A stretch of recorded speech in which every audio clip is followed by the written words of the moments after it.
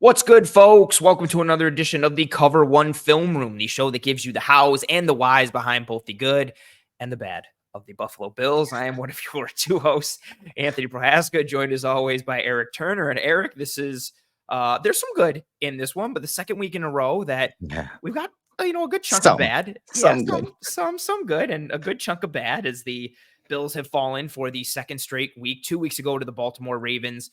This past weekend in Houston against the Texans. They sit at 3-2 on the year, but nonetheless, the good, the bad, the mixed bag that it kind of was to a degree, skewing a little bit towards the bad against Houston. We'll be diving into it on both sides of the ball tonight. But other than that, how you feeling? How's it going? I mean, quite the setup. Yeah, there's definitely some bad, and we're gonna mainly talk about the bad on the offensive side of the ball. Yeah. We're gonna kind of highlight how defenses are attacking Joe Brady and his offense now. As we said last week, now that there's more film on this offense, they're starting to see some of those changes in how defenses are evolving and how they're attacking and defending a lot of the Bills' weapons on offense. And then on the flip side, the defense, they showed their mettle. They started to lock things down. And honestly, when it came to the offense versus defense, the defensive film was way more exciting. Yes. And so we're going to talk about some of that film and some of those standout players tonight in the film room. But overall, man, football, as we always say, it's always decided by inches, right? It's a game of inches. Mm-hmm. And this was that kind of game. While, Josh on offense struggled in this game, we saw shades of that hero ball. He was frantic at times. The Texans, they have some talent, as we talked about, leading into this game, and they got him off his mark. They made him uncomfortable in many ways, and we're going to talk about how they did that and the different coverages they play. But it's a game of inches. There were some deep shots that, if they're connected, maybe some different conversations are happening. There were some players, a la Kincaid, making some drops, which is something that we're not used to when you're talking about his career as a whole. So overall, man, offense, there's some struggles. We're going to talk about those struggles, and defense. We're gonna highlight some of those standout players because there were a handful of them, and I'm excited to get to that film as well. Yeah, the defensive film was nice, especially considering two of the players we're diving into in this episode and how much of a fan you are of that position group. Yes. So very nice for you. Yeah, I think this game annoyed me more than the Ravens game because with this one, it just, despite the things that went wrong and the injuries going in and the miscues from a schematic perspective, a coaching perspective, an individual player perspective, they were right there, man. Like it was just literally like not to be, too proverbial, a couple passes completed for the Bills or a couple little changes of down or distance and inches, like you said, and it's a different game and it's a win for the Bills.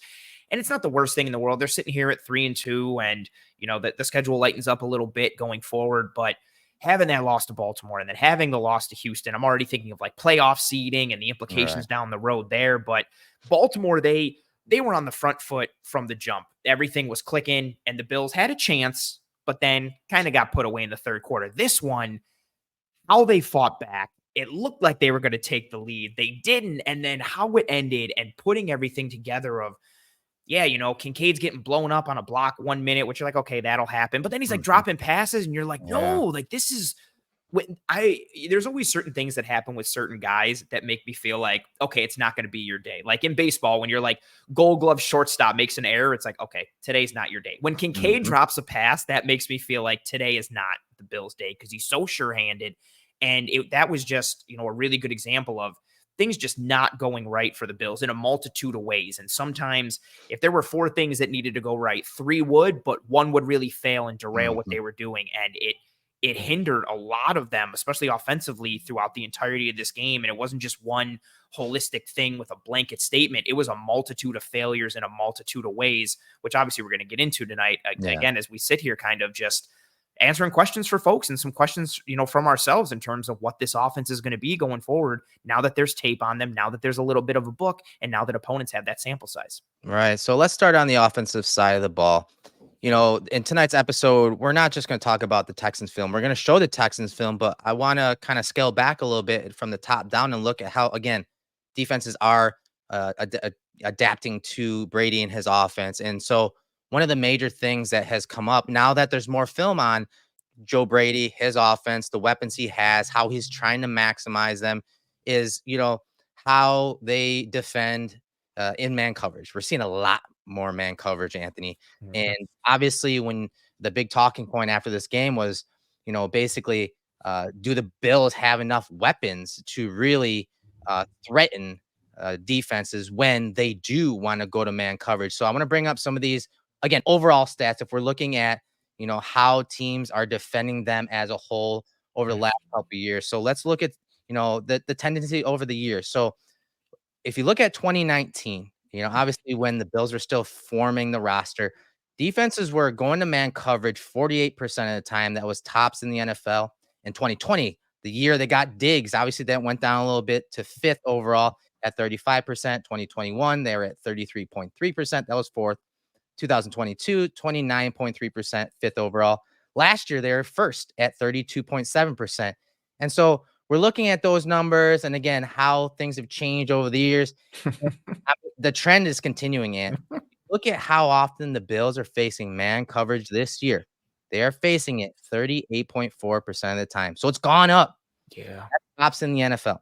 So it begs to question, like, okay, now that teams are doing it even more, what is that saying? Well, it's saying, one, they're probably not completely afraid of a lot of your weapons if you're talking one-on-one coverage. And how often when they go to man coverage, we're seeing spy. So that's taking a whole guy out of coverage and he's watching Josh. And so who's going to step up in these situations? And it's funny, when I was posting these numbers on Instagram, our boy Gabe Davis said, Mhm. this isn't surprising. They don't have a number one. And so that mantra of, hey, everybody eats, that's great. It's a good line. That's a good philosophy. But who's really stepping up in these situations, especially when you kind of whittle it down to this Texans game without Shakir? Who could really step up? We wanted Kincaid to, we wanted Cook to. Those were the two main guys that Josh went to against man coverage last year when Brady took over. But those guys were pretty much nowhere to be found when we're talking the passing game versus man coverage. Yeah, and it's funny seeing the first tweet that you pulled up because it was from the Cover One account on February 8th. And I'm just thinking back to that was around the time where we talked about, like, and you referenced it in your next tweet.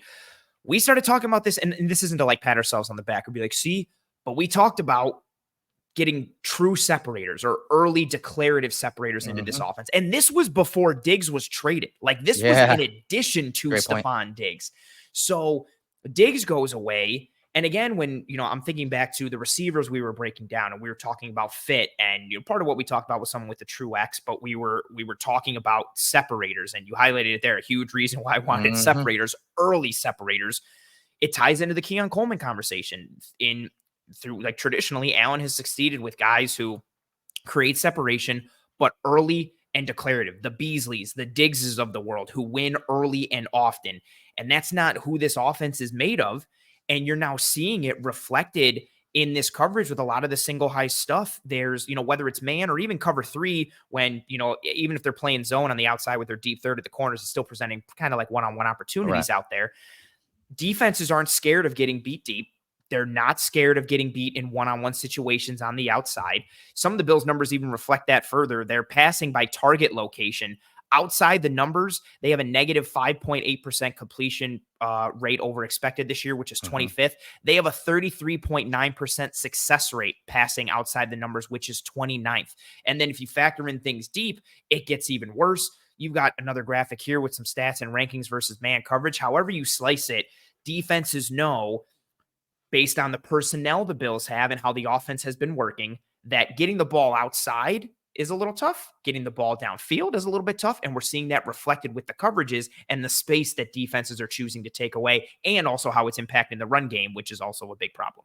It's funny because so I'm conversing with Gabe about this, and I said, so what needs to happen? And he goes, well, Josh has to run a little more. And I Mm, go, well, we don't want that. He's already banged up. He's just yeah. taking hits. But he told me to, kind of look back to that, the 2018, the 2019 seasons and how they were defending the Bills early on in Josh's career as kind of a reflection to, kind of look at those things. And so I looked at some of those numbers again. If you look at 2018, obviously an abbreviated year for Josh because he got injured, but that rookie season, the opposing teams were playing man coverage 38% of the time. So which is 39% super of the high time. This year, it's 38% of the time. which So is still that's super super high. Yeah. high, but it's Yes. so similar. And so then I'm like, okay, he's saying that, yeah, Josh has to take off a little more. So I'm looking now at scramble percentage according to True Media. In 2018, Josh's scramble percentage was 23.2%, which against man coverage, I'm talking. Mhm, So, mhm. hey, everyone's in man coverage. Their eyes are on the wide receivers. They're pressuring Josh at a similar rate than what we're seeing this year. This year, it's 44.2% when the defenses play man coverage. In 2018, it was 47.6%. Oh, So very high versus when defenses went to man coverage. And Josh would take off 23.2% of the time against man coverage. This year, though, it's super low. It's only 13%. So listen to this, Ant. Something we talked about before the show. Scramble percentage versus man coverage in 2018 was 23.2%. That next year was 9.7%. 2020, 13.8%. Very similar to this year. The next year, 2021, 23.2%, 20% in 2022. Last year was pretty high as well, 23.7%. But again, 13% this year versus man coverage, scramble percentage. I do think that that's going to factor in. Josh is going to have to scramble a little more, get a couple of those explosive runs to get defenses out of man coverage. But he's going to have to do it against a spy, because something we were going to talk about, the Texans, what they did was they put a linebacker in spy, an athletic one too, Yep. and in like an aggressive spy role where he'd come into the line of scrimmage, occupying offensive lineman. They would run some kind of twister game to get Josh to roll right or left. And then here comes that Matt Milano type linebacker when the Bills did that to Mahomes. Yeah. And so that's something he's going to have to, again, he's going to have to beat a spy at times, but he's also going to have to beat man coverage and with his receivers, with his arm as well. It's going to have to be a dual prong effect, because defenses are not respecting the Bills' threats when you're talking man coverage, but also, like you said, down the field. Yeah, and I feel like for so many years it was like, oh, you can beat the Bills with man, but to your point, it's like, yeah, but you play that at your own risk because you're putting your back to Josh Allen and seeing what happens. And on back-to-back weeks, and this I think will factor in as well, like depending on the defenses they play and how good they are, the matchup players that they have. We saw what the Ravens were able to do with Kyle Hamilton and Roquan and Simpson, and having that athleticism in a spy against Allen, or a low hole player that might be triggering as soon as Allen moves, if it's not necessarily a direct spy. And then, yeah, in this one against the Texans, Al-Shaair was just like, anytime Allen moved, he was on him. And he is very much see ball, get ball, extremely athletic, extremely fast, played under D'Amico Ryans at San Francisco. And they did a good job of just being like, hey, Henry To'oTo'o, like, you're just going to be a heat-seeking missile and take up a lineman or a running back in protection. And then, yeah, Al-Shaair step up a little bit, and he was able to close down on Allen so much. And that's going to be a recipe for success. Now, not every team's going to be able to do that. But if you've got athleticism in your secondary or good corners, and you can take away the airspace there, and then also pair that with an athletic spy, whether it's a third safety or one of your linebackers, it's going to get tight for the Bills, like going forward, unless they can find a way to back teams off, find that success, whether it's on the outside or deep, because teams are just not respecting anything from a single high perspective. And it's funny. I tweeted it yesterday. Like, this Bills offense was so built to be like, hey, we're built for the modern NFL and we can take defenses out of two high structures and all that. And you want to get them into single high so then you can attack. And now the Bills are like, they're in single high and we're stuck. And it's both man and zone. And it's just a real struggle. And these stats here are telling in a lot of ways that you've got pulled up. Yeah. So stats and rankings versus man coverage. Again, for the season, then we're going to go to the Texans game. EPA per target against man coverage, they're ranked 12th. Receptions, 12th. Yards, 7th. Yards per reception, 7th. But then this is a good part of it. Yak per reception is 8.7. That's second overall. Yards per route run, 11th. And then explosives per target, not too bad. 7th overall there. So you see some of those numbers, but then you look at it in this game against the Texans. So man coverage versus the Texans, the Bills were 1 for 11. Josh Allen was 1 for 11 versus man coverage, any form of man coverage, for 44 yards. He had one touchdown, which was the Coleman touchdown we'll get to, but he had a negative 0.19 throw EPA. Now, if you look at some of the breakdown in man coverages, cover one, he was 0 for 8 versus cover one, single high man coverage versus cover 0, 1 for 3. That was that one completion. Again, the Coleman for 44 yards and a touchdown. But what was interesting is high leverage situations, 3rd and 4th downs, the Texans went to man coverage. 8 of Mhm. the 13 third downs were man coverage. And obviously, that 4th down and 5 where Josh hit Coleman for that touchdown, that was man coverage. So high leverage situations, the Texans were like, we're going to man up. We're going to play single high safety, and you cannot do anything. And aside from that one play to Coleman, Texans did a great job. And you know who else is going to do stuff like that? The New York Jets. Oh, Hooray. go figure. Yeah, right. Crazy. Same tree as well, right? Yep, Defensive same. tree. Yep, same defensive tree. And it's funny because I noticed that on the Texans tape against Jacksonville, them going the week prior, them going cover 1 on 3rd down, and they're blitzing one of their line. They're usually blitzing the linebacker to the running back and then green dogging the other linebacker. I was like, oh, like that's nice. But I was like, okay, you know what? Just stay away from Derek Stingley.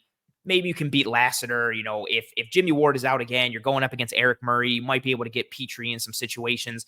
And they just weren't able to. And again, we've talked about in so much ways the man coverage piece. And a lot of it for me comes back to the deep ball aspect of it. And this year, Allen has 18 passing attempts of 20 or more air yards through week 5. That's tied for the 4th most. He's only got 3 completions on those 18. One is the back shoulder throw to Keon Coleman week 1 against the Cardinals. The second one is the off-script throw to Ty Johnson against the Miami Dolphins. The third completion is the off-script throw to Khalil Shakir against the Baltimore Ravens. He's got a 3 out of 18, 16.7 completion rate. That's 31st. There were 2 drops in there. The one on the wheel to Cook through the B gap against Jacksonville that Cook dropped, and then the drop by Coleman against the Ravens. So he could be 5 out of 18. He's got a negative 11.4 completion rate over expected. That's 30th. 1.4 average target separation, which is 27th. 50% tight window percentage, which is the 6th highest. That's the percentage of passes where the targeted receiver has less than 1 yard of separation when the pass arrives. And then a negative 0.5 EPA per dropback is 25th. A 53.2 passer rating is 28th. A 50% pressure rate, which is the 9th highest, and 3.79 seconds time to throw, which is the 5th highest. We're seeing these struggles with verticality, with trying to back defenses off, and a variety of coverage, but a lot of it come down to single high and man in particular. And it's just, if it doesn't get course corrected as we go forward, it's going to get tighter and tighter. And as you and I have talked about, right? Like, you run defenses out of too high, so they want to bring a defender down in the box, and that's when you gash them with the pass. But if the defense isn't scared of the pass, then they can just clog the box with bodies, and now your run game's getting a little inefficient, which is what we're seeing. They're 23rd in EPA per rush for running back runs this year. They're 21st in running back rush success rate, and they also have the 4th highest stuff percentage this year, which is not what we saw last year. We were seeing yards before contact. We were seeing a low stuff percentage. They were getting it moving, and everything is kind of like trickling downstream in a negative way for this offense, stemming from not being able to push the ball outside, but especially vertical, and then succeed versus man and single high. Yeah, speaking of vertical, early in this game, again, this is what the Texans, their tendency was: single high, man coverage, a lot of those cover 1, cover 3 looks. And so I think Brady, especially after that Ravens game, I think he realized, I think they're aware that they have to set the tone. And I think that's why they came out and in their first pass, they were trying to run this little screen and go to Mac Hollins. That's therein lies part of the issue, is it's going to Mac Hollins. Yeah. But I think they understood, hey, you could see Mac Hollins right there pointing at the post safeties. Hey, they're single high right now. This is the look that we want. We got to take that shot call deep. And so I think this was a kind of that heat check, that tone setter, put it in the back of the minds of the Texans. Hey, we're going to shoot it deep here. But my issue with this is partly the design and the personnel. So if the Texans are in man coverage and you're expecting it, you called it out, you saw the motion and it identified as man coverage. My issue with this play is, usually, Anthony, when they run this screen, it's screen and go. It's usually, hey, they're faking that. This guy's faking a block, right? Hollins is faking that block and then wheeling it up the sideline. Well, because they're in man coverage, I think what they're trying to do is they tweaked it a little bit. They said, you know what? We're going to try to, execute a rub here. And that's something that Brady and the offense has done really well, right? This year is a lot of rubs and picks. Well, it doesn't get done here by Shavers. That guy is able to attach to Hollins. And so that's dead. That play is dead. So part of me is like, okay, the design of this play, I see what you're doing. It's not the typical way you run the screen and go. But if you are going to run it this way because you're trying to get it versus man coverage, why not have Hollins off the line of scrimmage? Why not have Shavers Mm, on the line of scrimmage? Why? Because now you're giving Hollins that much more space to operate, and now you're giving Shavers even more space to make a yep. block right at the line of scrimmage, within 1 yard of the Yep. line of scrimmage, which is Exactly. completely legal. Yep. And so I think that design's a little sketchy and can be worked on.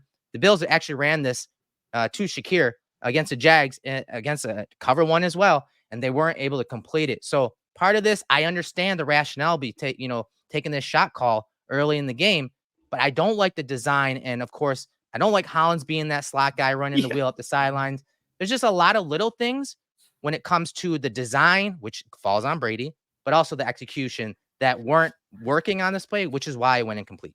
Yeah, and you hit pretty much everything. My big thing, I mean, there's a lot of little things. My biggest thing is, yeah, like put Hollins off the line of scrimmage and take advantage of that 1 yard of separation, especially for a guy like Shavers, right? He doesn't have the feel yet for, in-game action and operating with the precision needed to set this pick. Hell, if anything, honestly, I would have rather them switch the roles. I'd rather have Hollins be the guy setting the pick for Right. Shavers because Hollins is great at that. But if you put him off the line, as you highlighted, you give him that extra little bit of separation and you give Shavers that extra margin for error. And maybe that helps Hollins get underneath and Petrie have to shave underneath with him and he gets the step over the top.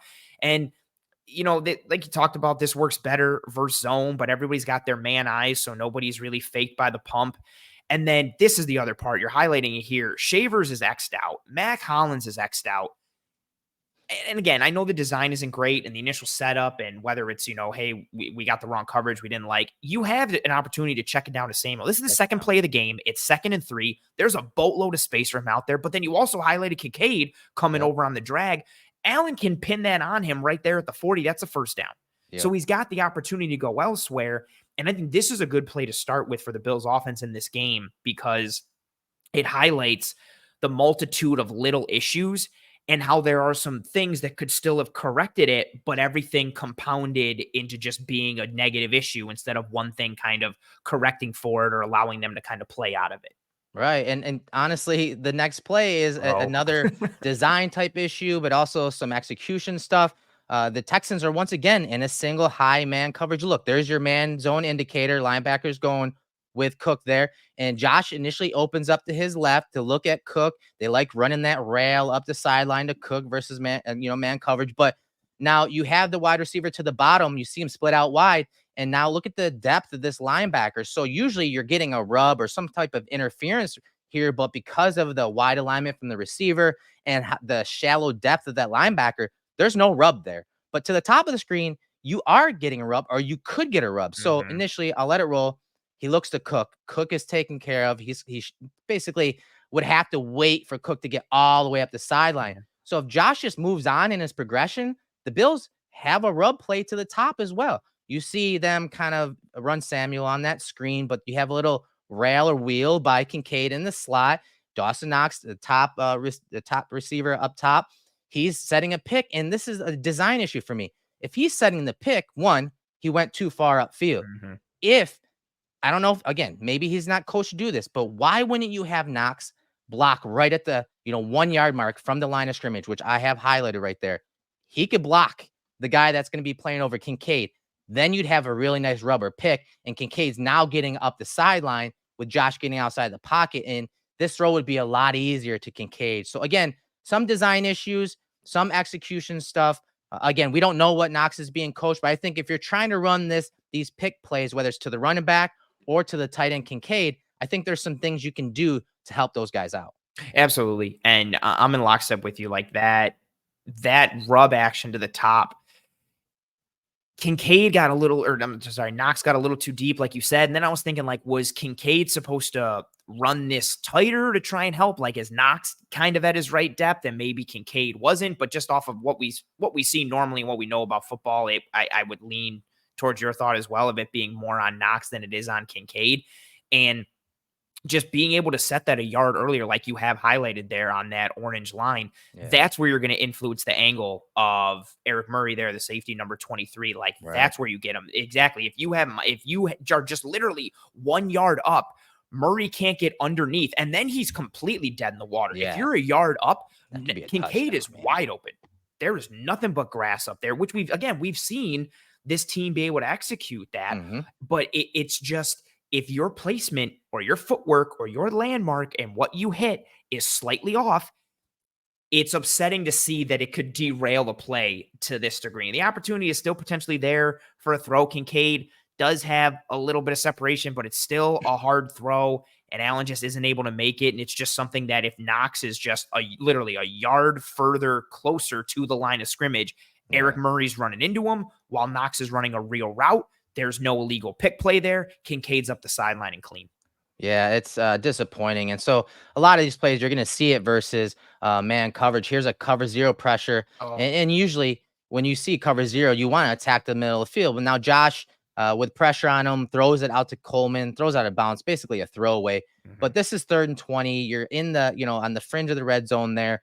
And he's throwing it to Coleman. But if he just throws it to the middle of the field, Yep. he does have Hollins breaking to the middle of the field there. Everyone else is pretty much covered up. I know he's got a guy in his face, but Hollins beats his guy. Throw it to the middle of the field, have him run under it. This could be a touchdown. And I know this is all verticals versus cover zero, but that's the area of the field you want to attack, middle of the field. This is a touchdown to Hollins if Josh can get it out there. But again, he kind of throws it away out to Coleman while under duress, and it goes incomplete. Yeah, this one bothers me for kind of like a multitude of reasons. One, like you said, with cover zero, you want to look to the middle of the field. And I'm thinking back to when they got that cover zero look against the Cardinals in week one. Mhm. Who did he hit in the middle of the field in the red zone? Mac Hollins, Hollins. touchdown. And also within this, not to knock Keon Coleman, I'm not throwing to Derek Stingley. Like, I Yeah, I don't know, care who the right? receiver is. I'm not throwing at Derek Stingley, let alone against a receiver who, like, isn't a big separation guy right now. And then Yeah. even more so, the throw doesn't even give Coleman a chance to do Nope. anything with it. And I think actually the Texans gave you a chance here. As you had highlighted, it's 3rd and 20. The Texans are Mhm. aggressive here. Everything to the bottom of the screen is locked. You've got a corner over the top on Samuel. Kincaid is covered. And they're Knox is all man, covered. right? Their Yes. backs are to the middle of the field Yes. completely. And Holland set his man up well. He stemmed it outside a little bit, broke inside. He's got leverage. He's got space. You've done this before. You did it against Arizona in a bit of a different situation, and you know where the vulnerability is in cover zero. Attack that middle of the field, and instead of doing any of that, it's a pretty much a throwaway, like you said, and you're throwing at the best Yeah. athlete on that defense, All which is right. saying something because they have Hunter and Anderson. I was frustrated with this decision here. Watching it on broadcast, I couldn't tell. Watching it on film, I was upset. Here's another cover zero call. Again, three plays of cover zero. That one was incomplete. This one, again, going to Coleman. I like where they're headed with some of these Yes. cover zero looks. This one was money. Watch Coleman bottom of the screen, stem it up the numbers, speed out, right past the sticks, several yards past the sticks. And the throw is just off a Yeah. little bit. And we talked about it's a game of inches. Cover zero. You got one-on-one outside. Coleman, your rookie, is separating on this play, but they're not able to capitalize on this. And again, football is a game of inches. But here you go. It's that dagger concept to the top. Hollins running that deep in. You get a clear out route, and then the tight end is running, like an option around on 3rd and 11. But this play was there for the taking, and to Josh's dismay, obviously a rough day for him. This was one of those plays where it could swing the field to get a drive, keep this drive going. But instead, now they have to punt, and when they had the one-on-one to the bottom of the screen. Yeah, this one really got me. Again, on broadcast, I thought it was more incomplete than it was watching it on the tape. Like, this had a real good chance to be completed. I like how Coleman attacks the inside leverage of Lassiter. Like, he starts stemming this right at the numbers to give himself more space to Yeah. then cut on that speed out. He separates. There's an opportunity for it to be there, and Allen just puts it a little out of his grasp, like you said. And I also like the protection on the left side between Edwards, Dawkins, and Ty Johnson. They run of a bit Yeah. of a game there where they take Hunter and run a little stunt with the defensive tackle, but they keep Henry Toe on the outside. Those three sorted out really well, as you had highlighted. Edwards picks up Anderson stunning inside. Dawkins takes the pass off of the interior man, and then Ty Johnson just keeps working outside to Henry To'oTo'o. They pick that up really nice. And then you've got Knox giving a little chip to Petrie off the right. So the Texans are trying to heat up Allen. There's also another really good example for you folks, what Erik mentioned earlier, right over Connor McGovern with Al-Shaair, that linebacker, where fine. Yep. And honestly, so there's 13 third down plays. I counted 7 that had a spy on Josh. Oh, nice. This Nice. is the spy right here. Yeah. And that's Al-Shaair, who, again, we talked about, athletic, fast, able to close down in space. He occupies McGovern. So you create that man blocking scenario up front. But he's really, so not only is he taking alignment out of the play, but he's just spying. He's waiting for Allen to declare, as we saw him do a million times in this game. But the protection really sorted it out well. It gave Allen enough time. The throw was just a little offline. Oh, that kills me. If it's just a little more inside towards more of the hashes instead of towards the boundary, that could have been a completion. It's a good route. The protection held up. This one could have been a completion, which is unfortunate. Yeah, and here's one of Kincaid's drops. Again, another cover one look. Josh once again gets outside of the pocket, and you're gonna see Kincaid bottom of the screen snap that route off, and he's past the sticks. This is a first down. That's 3rd and long, but Kincaid double catches it and ends up being incomplete. And so this little motion didn't really identify too much. And so you got 2 crossing routes over the middle, and then you kind of got that wheel route by Kincaid. And I do think you see Samuel and Hollins pointing out to their men. The Texans are making it look like it's man coverage, right? They're making it look, obviously you got a couple of these, defenders in off and soft coverage, but they're aligning like it's man coverage. So I think, the receivers are pointing that out, and you're going to see Samuel kind of run this crossing route here. And I think that's where Josh wants to go initially, thinking that, okay, this is a guy, he's going to have a long ways to go, but they don't keep it head up. They switch. So this point man, instead of staying on Kincaid, he goes and gets Samuel. So that crossing route underneath is shut down. And so I think that really kind of screwed the whole play up. But then you see some pressure coming from the Texans. It's not a bad pocket. Josh, I think, felt the pressure late. He thought this linebacker was going to come, but honestly, he picks up the running back leaking out. And so I think Josh felt that pressure. It was a little frantic. Either way, he got outside the pocket, got a one-on-one with his tight end. His tight end has to catch this along the boundary. And this is one of those plays you talked about where if this isn't going right, a lot of bad things are coming, because these are the type of plays. Allen outside of structure to one of his top guys in man coverage, to one of his top weapons in Kincaid, and Kincaid's not able to bring it in along the boundary. Yeah, and this, I know it's not the easiest of catches. This is a catch that can be made. It's not too crazy off frame. He's extending to make sure he gets his feet down. But this, again, for as not easy as it is, that should have been a catch. And like you said, it's those things where we see this all the time. Allen evades and gets outside of structure and off script, and all of a sudden made something out of nothing on a broken play. And it's such a good job by Kincaid snapping it off. Like you said, he sees as soon as he turns over his inside shoulder, he sees Allen scrambling, bang. He throttles down. He sinks his hips. Look at the separation. Pretty. He creates real pretty. Like, that's what's even more frustrating too. Like, it was a really good play by Kincaid and not a horrible ball from Allen, especially after the Texans banjo everything and pass it off to that side. And yeah, and then you look up top, like Keon Coleman beats his man to the outside, and maybe like, could that have been an option up there? Yep. But Allen's already looking to, the passing strength at that point, thinking he's got an option there. So his eyes are already right. He feels a little bit from the left. So there's no shot for that to go up top. And it's just all these things of like, you didn't even need to look up there to Coleman, because this play should have worked. And we've seen it work a ton, especially between these two. But yeah, when this isn't working, it's going to be a tough day for you. Yeah, and honestly, right away, you see another issue. So cover one, once again, from the Texans, and the Bills go to Kincaid one-on-one with the Texans defender, top of the screen, and you see him drop it here. And this one's a little even more frustrating because, usually Kincaid's, obviously a sure-handed tight end, but his mechanics are usually really good. But this one, it kind of gets away from him. This is a 1st and 10 play. Once again, that drop. So the Bills love running this to Kincaid in these third down situations. Typically, here you see it top of the screen. You see him create a little separation at the top. Murray, I thought did actually a decent job on this play, but there is separation and anticipation's there. But then look at the hands of Kincaid. And I He's a know it gets diamond. on him fast. It gets on him fast, right, Ant? Yeah. But Josh is under duress. He's feeling pressure and he anticipates and throws a missile. But the hands from Kincaid are not positioned properly. You see, it's more of like a basket catch when anytime it's above your chest, above your hips. Normally you do that diamond, you frame it like a diamond, your index fingers and your thumbs are together, and the ball just hits, again, the inside of that pocket and you catch it. But here it's more of a basket catch and he ends up dropping it. And when that velocity is on the ball from Josh, it's going to be very difficult to catch the ball above the shoulders when you have those basket catches and the palms up like you see here.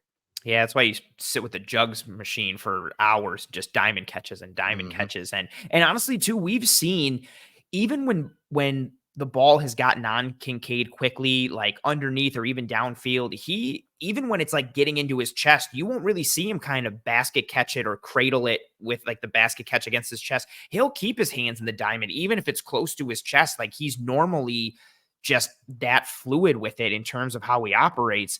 And again, this one hurts you. It's not the end of the drive. It's on first down. So, okay, you got 2 more opportunities. Now it's 2nd and 10 and see where you go from there. But if this isn't working for you, again, like Allen puts it there, again, it does get on him, a little hot, but still, that's a catch you got to make, especially considering this is somebody who kind of was the captain now, like to make that joke from that movie of like, if Stephon Diggs is gone, like we expected a lot from Kincaid. This offense expected it. A lot of fans do. Like you got to come up with those catches in that moment. Yeah, no doubt about it, man. So moving on to the last play of the offensive film. This is our easy, low, and auto sales, making it look easy. Play of the game. We're going to end on a high note. We're going to end on the Keon Coleman touchdown. Cover 0 look. Simple Haas concept. Seam route by the tight end up the numbers. Stop route by Coleman. You see him catch it away from his body. Set up that first move to make that defender miss. Now, with cover 0, obviously, if you break one tackle, you can take it to the house. And you see Coleman do that here. He makes this look really easy. Once again, when the Texans were going to cover 0, the Bills wanted to get it to Coleman, and they did a great job. Allen did of getting it out to Coleman quickly on 4th and 5, a high leverage situation, and then Coleman did the rest, scoring a touchdown against the Texans on this play.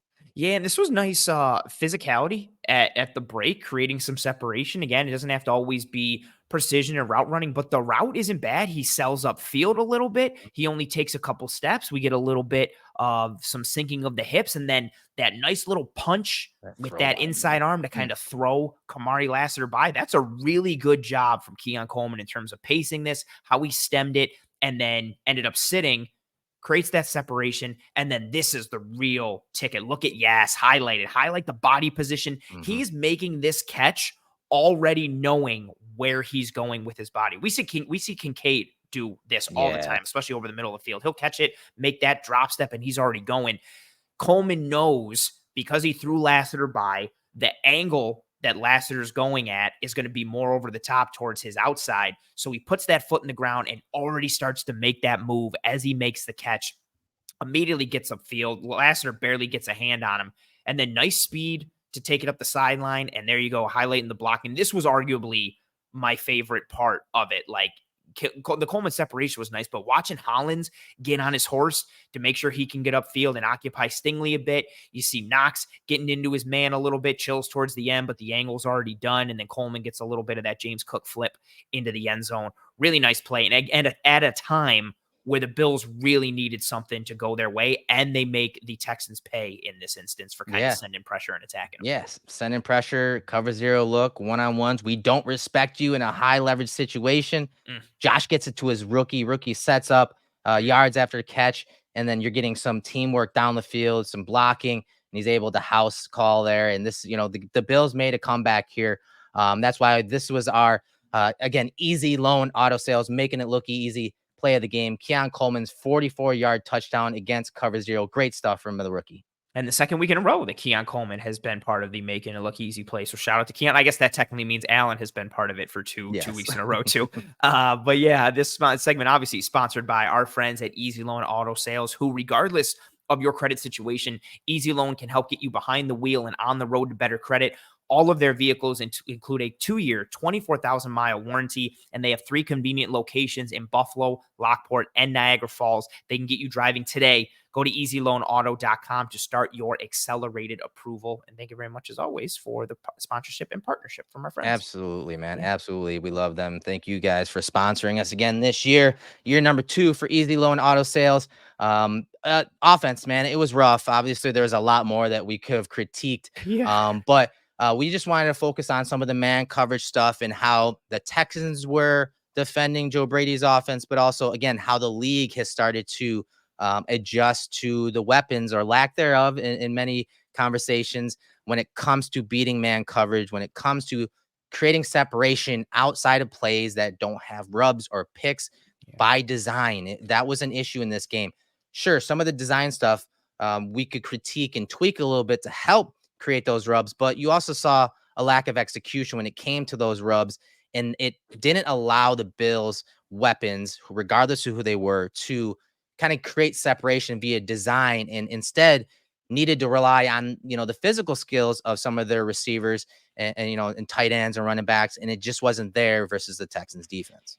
And I think that's the big piece going forward, and something, again, that we talked about all throughout the offseason. Like for them to generate success in the pass game, a lot of it is going to have to come via scheme and structure. It's going to have to come because, man, like, what a great rep of mesh, or man, what a tremendous wheel route and a great pick, and the rub worked tremendously.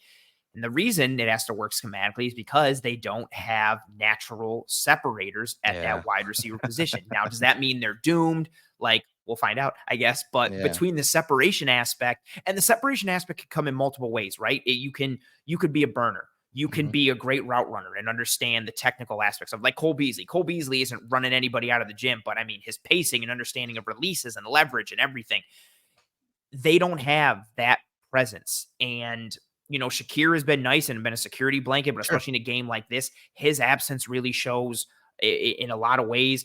You've got some speed in MVS, but he's really a one-trick pony at this point, and the rapport isn't necessarily there. And even if with him, it's really just kind of that one guy. Samuel's got his speed, but he's banged up, and how he's been used throughout his career and here now isn't necessarily what you need, or how it fits into that conversation, I should say. And yeah, it's a bit of a scary world, especially when you put it into, I think, like, you and I talk about this all the time, but even within the structure of 2 high coverages and 2 high coverages, the predominant coverage played in football is cover 3. That's just what teams are living in. So that it's not like teams are, rewriting their code to attack the Bills. This is a natural thing for a lot of teams to just play cover 3. So it's already a natural thing for a lot of teams. The Bills are struggling a bit against single high, so that's that world. Then you compare it with the cover 1 stuff and the man coverage and blitzes and spies and all of it, and then you're getting into the cover 0 world as well. Yeah, it can get a little scary, and the Jets are going to be a really good test, of that for this offense going forward. A team who traditionally has been a foil of sorts for this Bills offense, even when they've really cooked or really clicked, and when they've been horrible offensively, the Jets defense has really put in work. Now there's no Robert Saleh. We'll see how much they want to make a statement this week, or how much juice they got. And they play a lot of cover 1 and cover 3, man, especially that's literally it. That's literally it, and that's the thing with cover 1, cover 3. So their top 2 coverages, the Jets, is cover 3, 32.7% of the time. That's only 19th. So 32.7 is 19th when it comes to cover 3 overall. Now, their second highest coverage is cover 1 at 26.7%. That's 7th overall. And so that's the thing with these single high coverages. And I talked about it in my video is it's one thing the Bills struggle versus man coverage. And we talked about why that is. But it's another thing you have to differentiate when you're Josh Allen, cover 1 versus cover 3.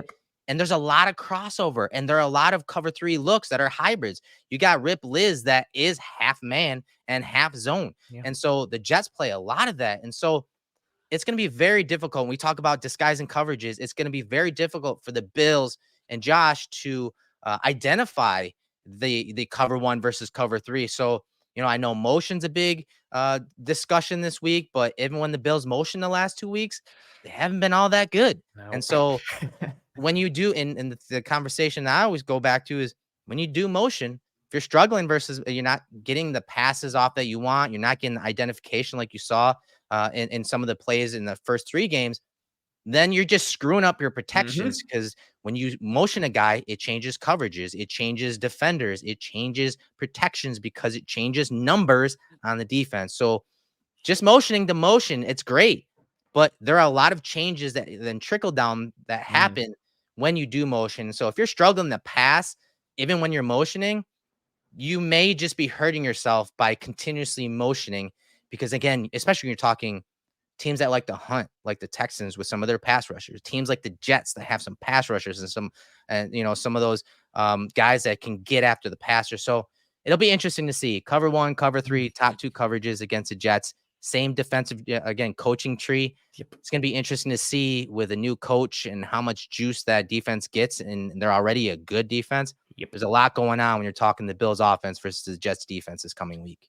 Yeah, it's going to be a huge matchup. And again, another one that if you wanted to see the Bills offense get back on the horse and see kind of if they can course correct, this is a good opportunity for that because of how the Texans operate, Right. within that tree of Houston and let alone the players that they have being able to play. And on top of it, they have their own Derek Stingley and Sauce Gardner. And then the corner opposite him is really super friggin' good Really too. Like you good. got DJ Reed there. And then even Michael Carter, the second in the slot. Like they've got a good trio of Mhm. dudes. Quinnen Williams has been a guy up front who has always given the Bills problems, even when he's been the only dude up there. You and I were talking Mhm. about Quincy Williams, his brother, before the show started, and just the heat-seeking Mhm. missile that he is coming forward, but he's gotten better against the pass. Yeah, it's going to be a very interesting opportunity for this offense to continue to kind of find themselves, course correct, adapt, or whether this is another game where a team is like, nope, here's the book that's out on you. We're just going to follow that book and attack and go from there. So, yeah, it'll be a nice opportunity to see what the Bills offense does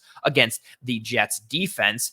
On the other side of the ball in that game, and on the other side of the ball now, what we're going to dive into is some of the Buffalo Bills defense, who this is the good part of the show. Some nice things to talk about, some players, some performances. Again, this group continuing without Matt Milano, without Taron Johnson.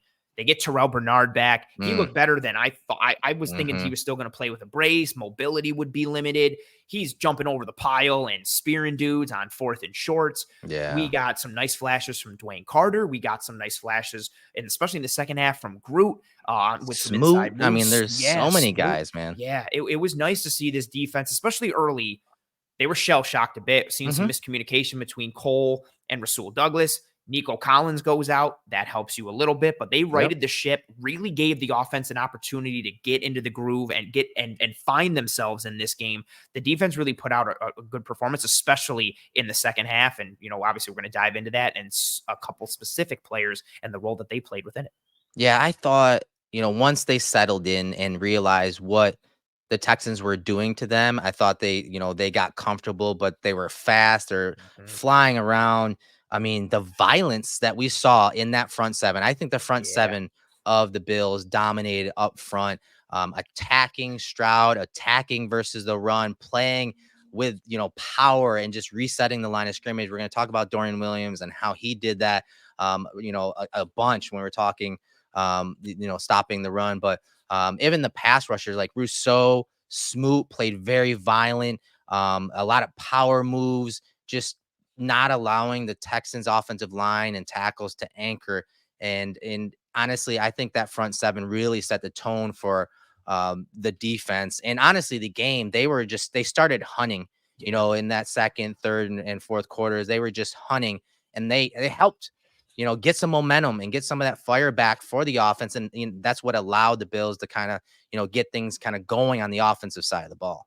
Yeah, and I wonder how much of it was like they knew they got pushed around and kicked in the mouth against the Ravens, and they were like, okay, like not again. And it was nice to see, especially from a schematic piece too. Like they were attacking. There were some run blitzes. They were selling out a bit against the run. They were gapped out. It was nice to see how activated they were when it came to Dorian Williams. Like he's out there taking on Laramie Tunsil and Shaq Mason and sticking them, like letting him play forward with, beautiful as the slide comes up there, timing and violence.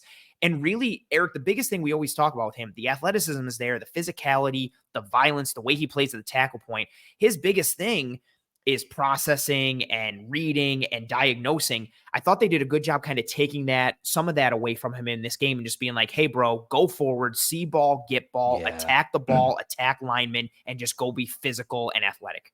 Yeah, and we saw a lot of these first two plays are plays that the Ravens got big plays with Derrick Henry off, and so they were prepared. And I like your point about what they did with Dorian. He was playing downhill. You see some of these run blitzes. They're like, you know what? We're gonna send him to blow things up, to create chaos. He's resetting the line of scrimmage right here versus Mhm. Laramie Tunzel, and then he's finding the ball. So he creates that separation, he creates that destruction and chaos, and goes and finds the ball. He played with a different level of violence that we don't normally see from the Bills linebackers. Their linebackers are more heady, finesse, speed type guys. Yeah. He brings something different when it comes to violence, and we're starting to see the game slow down for him. You see him playing and following the ball, but he's also playing off the D tackle here, who the Bills picked up last week. And so that D tackle initially, you see him, and he's on the left side of that blocker. He's beating the block. Well, now that's going to make that running back cut back across the face as the D tackle blows things up. So Dorian processes that and goes and gets the ball. He did a great job of playing fast, the game slowing down for him, but he also is reading the ball and the defensive lineman in front of him, which when we're talking linebackers, that is a huge part of stopping the run. Absolutely. Being able to properly fit your gap, but then also fit off of what's happening in front of you to make sure you're not sitting with two guys in the same gap and be able to stay sound from a gap integrity standpoint.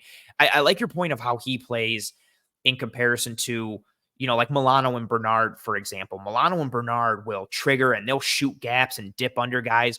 Dorian was just going through people. It didn't matter if Yeah. you were a tight end, if you were a guard, if you were an offensive tackle, and how they used him as that guy, almost like a battering ram at times. It really fits his style. And again, I think, you said it, him playing fast. I think he Yeah. was able to play fast because he didn't have to do too much thinking. And this one, Mm, that one was really great for me in terms of like a processing standpoint because he sees it as you got your see ball, get ball, good yeah. tackling technique, but he processes what's going on, doesn't get fooled. His eyes are on Stroud, and then the angle that he takes to beat the climbing tackle, get underneath him, Hmm. and then scoop right to Cade Stover and then make the tackle in space, gets it right on that ankle, turns, wraps. That was a really nice job of just him being able to put it all together. It wasn't just, a lot of it was the violence and the downhill aggression and how they activated him by just sending him over and over. But he had a couple nice mental reps as well that tied into the physical. It was really encouraging. Here's another play. He's processing the D line and the ball. And again, that tackling technique, he's a very aggressive tackler, that he's an impactful tackler. And watch him wrap this. You see him run through that arm Yep. block right there, undercut. And again, he's reading the D tackle, the nose tackle in front of him as this guy, I think it's Daquan, sliding down the line of Mhm. scrimmage. He knows that that's covered over here, especially when you have pursuit. So he undercuts, and he's got that athleticism to undercut and shoot this gap. But then watch him wrap up after he swats that hand away. Watch him wrap up right here. Right arm on the thigh pad. Now watch his left foot. It's like an ankle pick in wrestling. Little ankle pick. Mm. He's wrapped up and he's rolled. He's brought down. He played so fast downhill versus run. He did such a great job. He was, you know me, I love linebackers, but Oof. again, this is the different element he brings. He's just blowing shit up, man. I love it. I love it so much. Bernard and Milano are guys that like to elude tackles. Well, Dorian has the physicality, has the length, the long arms, the aggression, that mentality. You see him just going to blow things up. Him and Bernard, meet at the running back there. I just loved the style that he brought against the Texans. Yeah, it was really nice to see, especially on a day where the defense needed some juice and adding that physical element. This one, and again, you have highlighted their timing, length, and violence. The length is what does it for me, and the hand placement. You Yeah. see that right hand. It's easy to see because it's taped Jacks up. that dude Yeah, up. yeah, right. Like he gets right into. This is an offensive tackle. This is a big man. He gets under him. Granted, low man wins, but watch him get under and then extend a little bit. Use that length, that power. Gets right into the neckline and then uses his left hand and just chucks him. Yeah. And now he gums up that tight end who's trying to come across. Yeah. So he gums up the blocking scheme and just helps force the running back basically into unblocked Bills defenders. Bishop's sitting there leveraging the hole. Bernard scraping over the top. Rasul's coming from the outside. He forces that running back into danger because he jacks up the tackle and Yeah. jacks him up into the tight end who was coming across. Basically takes out two guys in one scoop.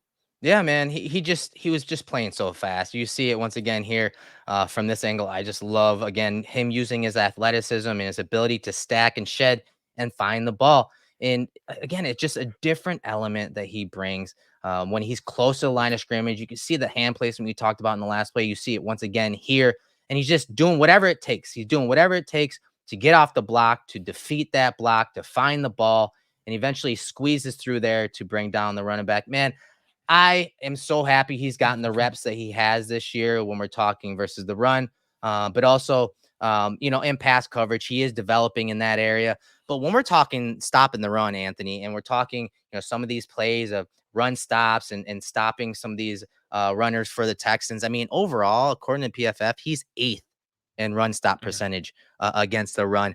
He had 7 run stops against the Texans, and you saw pretty much all of them. I think I left out a couple of them, but you saw what he brought to stopping the run game. And I think it goes back to what you said about the Ravens and how they were, kind of bullying the Bills. This front seven, took that at heart in that film. On Monday after the game, they're like, you know what, that's embarrassing. That's not our style. And I think they used Dorian as that weapon to set the tone on a lot of the plays that I said that the Ravens use and concepts that the Ravens use, a lot of these I formations, downhill type plays to get some good runs against the Bills front last week. The Texans were not able to do that against the Bills defensive front. And again, that was led by Dorian Williams. Yeah, a tremendous performance in this one. And you highlighted, the run stop percentage and how many stops he had versus the Texans. And then even just on the year, he's second amongst linebackers with 20% of reps in stops at 15. He's only behind EJ Speed for the Indianapolis Colts. And then also tying it into the stop percentage, you mentioned him being 8th. Bernard is at some less games because of the injury. He's 3rd in stop percentage. So you got 2 linebackers who were just hunting, but doing it in different ways. Like you mentioned, Bernard and Milano were very similar in that mold. Trigger, shoot, elude defenders. You're dipping under, you're moving, you're using that athleticism and agility and attacking shoulders and angles. And Dorian's a little bit more of a hammer. But what I liked in this game, and we showed it in the one where you talked about where he stacked and he shed, that's been an issue where sometimes he's just playing too much contact or he's getting into a defender's chest or allowing them to get into him using his length, using his hands, and not just being a pure battering ram, but playing with more intention behind the physicality and the violence. That was really exciting to see, and how it paired in conjunction with how they attack the run schematically as a defense. A lot of these clips were showing, you can see Cole Bishop is already in the box or he's spinning down on the snap. They made a concerted effort to make sure they were not out-gapped, to make sure they instead were gapped out. They were sound. They're, crossing face of offensive linemen on the D line. They're not getting reached. And then because of those quick triggers at the second level, double teams aren't staying on as long at the first level. Yes. It was nice to see from the defense as a whole. And then obviously, Bernard and Dorian Williams in this particular instance. Yeah, and I love that point because it wasn't allowing those linemen to scoop up to them. He was playing downhill, much like you see Terrel Bernard, the other guy we're going to highlight on this play. And we talked about this last week in the film room and on social media and how important linebackers are to defensive tackle line fits. And the Bills, as we said, versus the Ravens, were getting pushed around, and especially you're talking interior linemen.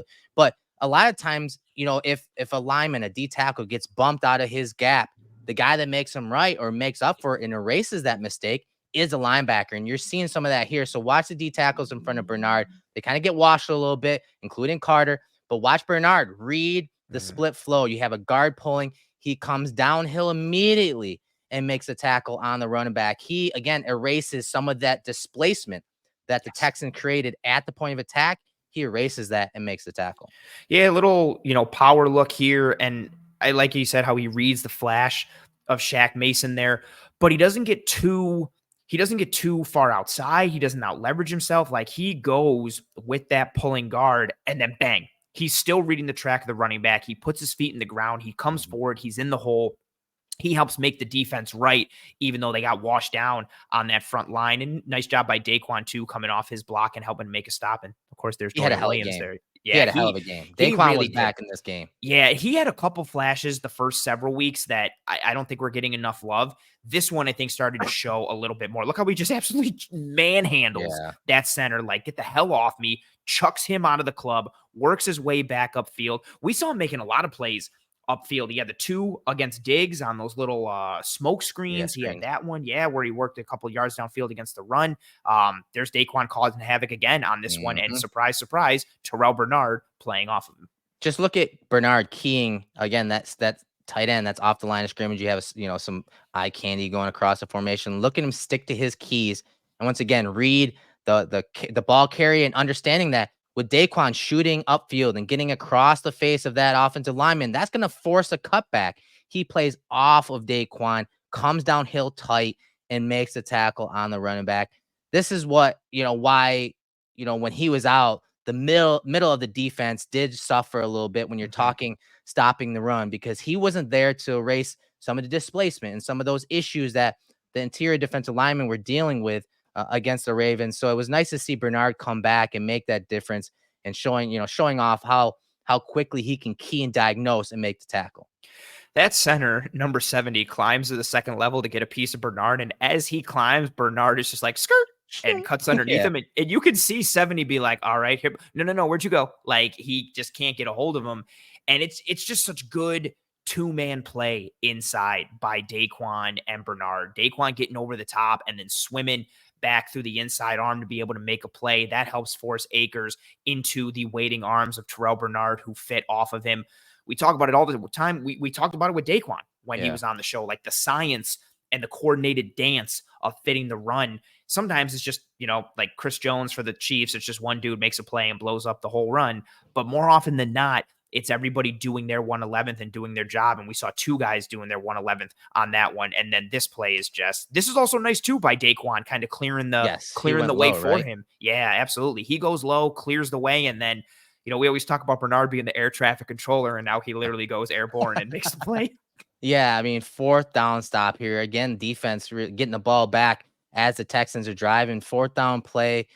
And this is why Bernard is so important. You talked about, yes, he's a communicator, air traffic control. He goes airborne here, but he just is always in the right spot in these critical moments. And yes, he's playing off of the D tackles, again, going low right there in Daquan. And he's just going up and getting the ball, man. I don't think he's Mm. completely healthy, and I don't think he has the conditioning yet. He looked a little ragged at times. His stamina's not there, understandably so. But he just made some huge plays in this game. This was one of them. Again, getting the ball back to the offense here by jumping over the top of this pile. This was a huge, huge play. Playing with this kind of reckless abandon, like in a good way, is just it's so fun and it's so awesome. And you don't get to see this. What's funny is because he wore 43 too. I was like, this reminds me of plays like Polamalu. Troy Polamalu would make. Yeah. Yeah. And just like, Timed it perfectly. yeah, just where he would, especially it always felt like it would happen against the Ravens or in a big game. Like he's just coming out of nowhere on a 3rd or 4th and short and jumping over the pile and making a play. I remember Roy Williams, the Cowboy safety, did it in college when he was at Oh, yeah, Oklahoma. yeah. These plays are fewer and farther in between. It's a great job by Bernard, but you highlighting now the Yeah. role that Daquan plays, the role that Rousseau plays. We talked about Daquan. He goes low, clears the way. Watch Rousseau just collapse that right side, and everybody follows suit. And Bernard goes it over the shortens that top. edge, right? For these guys Absolutely. that come wrap him up. And Hamlin does a good job, and Lewis does a good job of both of them staying tight, and they come right down the line. They don't get too upfield. So, because Bernard can't wrap up, he's just there to get a shoulder Yeah. and Stop halt the the momentum. movement. Exactly. So he just kind of halts him there and stalls him. Cam Lewis and Hamlin then come in, wrap, pull him forward, and bring him back. So it's highlighted by Bernard, but the dirty work was done by Jones and Rousseau, and then also a really good job from Hamlin and I was going to say wrap because I'm thinking of wrap up. Hamlin and Cam Lewis on that play, wrapping up. Yeah, and so going into some of the coverage stuff, the Texans, anytime the Bills, they run a lot of those cover 2 calls, a lot of zone. Anytime they play a quarterback that is very good with his eyes and using his eyes to manipulate coverage, they do this a bunch with their linebackers, specifically their Mike. And it's something that I think Bobby Babich actually installed a couple years ago for Tremaine Edmonds, because Mahomes would always look Tremaine off, right? And then hit some, crossing route or dig route behind him. I think this is what they did. So you see Bernard opening to the trip side, but then he flips his body around. Why? Because you see these type of late routes, number 3 or 4 option, where you're running that deep in route, and so that helps take that away. And you can see Stroud even looking over there on this play, ends up checking it down, moving through his progressions. But I say this because on his interception, it comes back and you'll Mhm. see it. And so here's another one. You see him open to the right side here. And what they're trying to do is sneak this route to Diggs. Keep that in mind. They're sneaking this route, trying to get this behind that second level right here. And you see Dorian's positioning, but also here comes Bernard, wheeling this way and kind of flipping those hips and helping take that away. And then, of course, you get another check down. And so I think that's something that they only bust out versus quarterbacks that really use their eyes to manipulate defenders. And I think this is very similar to what you saw Bernard do Mm. on this interception. The instincts, man. This Mhm. is just silly. And I say again, instincts. We always talk about I'm not big on the word, right? Because I think it takes away from prior experiences, mental Mhm. processing, like you see here. But this play from Bernard is just silly. And so he's attaching to the tight end. And so Stroud is like, okay, if he's attaching and running with him, I'm going to have Diggs on that in cut. Well, guess what? As soon as Bernard gets his hands on the tight end, look where his eyes go, Ant. Mm. His eyes go right to Diggs. Stroud never even really sees him.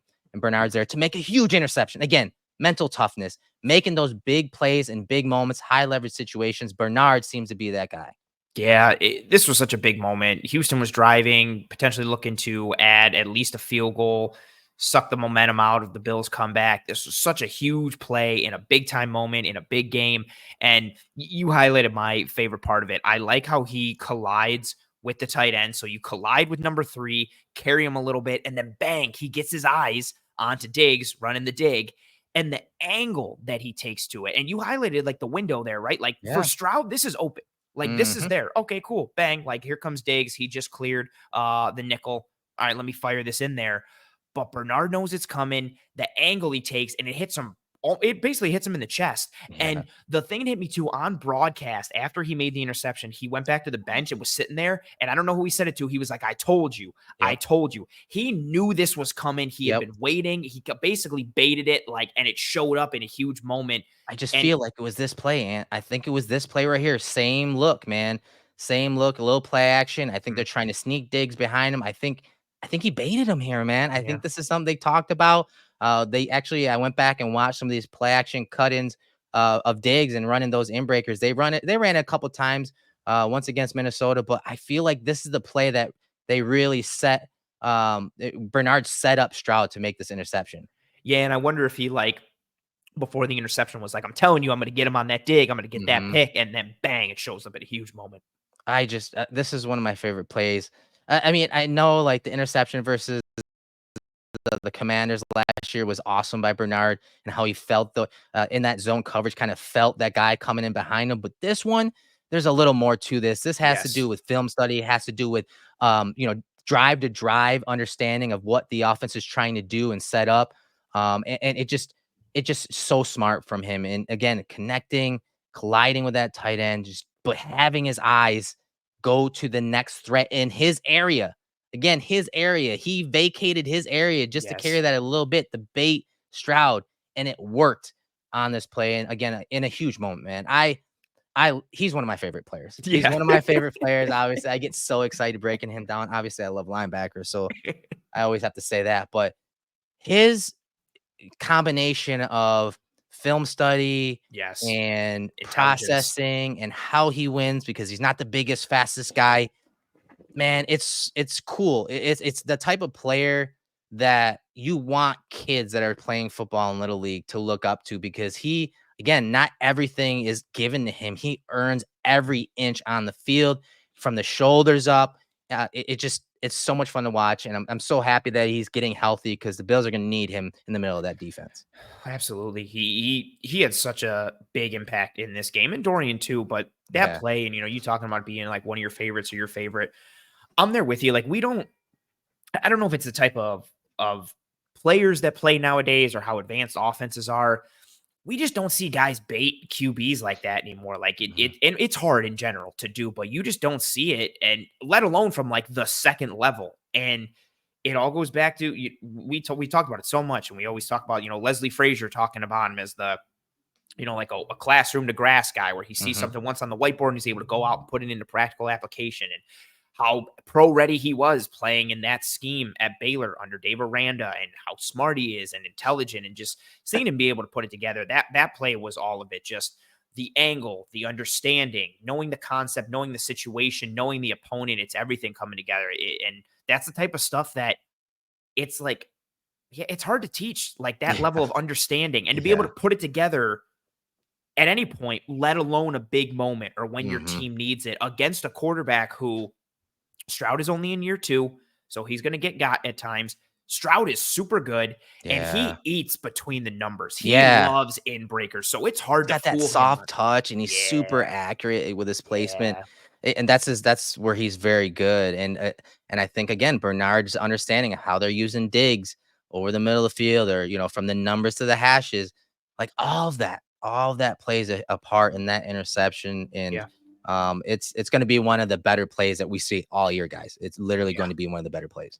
And it's a shame that it came in a loss because, like, Yeah. that play and the 4th down stop are so good. Like, I Mhm. wish these came in, like, a playoff game or, like, the only game, like, the Monday night game or something that was Right. prime time so people could, on a national level, could get an appreciation for how awesome those plays are. Because there's gonna be a ton of people that have no idea that he made either of those plays, and he's gonna Right. kinda go by the wayside, and that sucks because they're missing out on good plays, and he's Mhm. not getting the shine that he deserves. And again, he's doing it with, I don't want to say one arm, but he's still not a hundo No, he's percent. not. And so the fact that he's doing this, man, like it's just a credit to him and a kudos to him. And hopefully we see some other superhuman stuff when Matt Milano comes back in December. Yeah, again, I love linebackers, and so we're gonna start wrapping up this show. I thought, again, those two linebackers did phenomenal. You saw some great plays from Daquan Jones, Yeah. Rousseau as a pass rusher. He was just. I'm I'm shocked at how well his inside counter move has come on this year. Tackles are respecting him up the field, and he is timing those inside counters with power right to the quarterback. And we saw that a bunch against the Texans. I think his inside counter has come a long way from year one. Smoot, they used him a bunch, not just at edge, but he was playing defensive tackle Mhm. a lot. They had some cool third down type plays, obvious pass rush situations where he was nose tackle. And again, he was kind of in that Dorian role when it came to pass rush. He was just creating chaos. Yeah. Did he get home a lot aside from that fumble? Not really, but he was just attacking Stroud and getting him off his spot and speeding him up. And, that NASCAR package with him, basically 4 edge players as pass rushers, like that's going to be interesting to watch as the season progresses against some of these, again, quarterbacks that like to get the ball out of hand, but also quarterbacks that are mobile and that want to get outside the pocket. Yeah. And, Smoot occupying that role, that was similar to kind of what he did when he was successful in Jacksonville. He was doing Mhm. that so their Josh Allen could make plays, or Arden Key could make plays on third down as like a pass rush specialist. So seeing him kind of kick into that role was nice. I loved your point on Rousseau. That was one of my big ones. Like him understanding rush angle and offensive tackle sets and being able to time that inside move, and then the hand placement. When I always remember when we had him on the show, he went into like a 4-minute dialogue on like hand placement, how if you take this kind of set or this kind of move on the snap, he's trying to hit you in numbers, then he's trying to hit you in the neckline here and do Yeah. this. And there were a couple reps where he just got his hands right into the neckline of the tackle and then just chucked him with those hands and the length and the strength. It's really nice to see from him. I thought it was nice to see some flashes from Dwayne Carter. I've Yep. been pretty meh on him since the preseason. I didn't, whether it was from a juice perspective or just how he was playing versus the run. I thought he had a lot of positive flashes, or several positive flashes, I should say, Yeah. against the run in this one. Against Even the when, run for sure. yes, Yes. even there was one where he got reached, but he kept working down the line and was able to push, pull, and rip himself through when he made a play. He had another one similar later on the other side against Shaq Mason, where he was able to draw a hold. He sniffed out the screen a little bit on the first play of the game. So seeing some flashes from him was nice in this one, especially without Ed Oliver, without Austin Johnson. If he can start to round into a solid number 3 behind Daquan, who's starting to turn it on, and Ed Oliver, who hopefully comes back healthy and strong, that would really help, is like just being able to start to heal that spine of this Mhm. defense, starting with the D line and working its way back through to the linebackers and safeties. Yeah, so he was one for me as well. Erik, Anything else on this game to put a bow on it, or are you already looking past it and on to Yeah, I'm Jets done. week and that I'm done focus? with it. Yeah, I figured. So I'm I'm done done with with it. it. What are your Yeah. thoughts? We talked about some of the aspects of Bills Jets. Is that still really where your head is at? The Bills offense versus the Jets defense and how they play, how they've been a foil in the past, or is there anything else you're particularly looking towards in terms of matchups and what's going to decide this game coming up? I just want to see, again, Brady's plan versus this defensive scheme.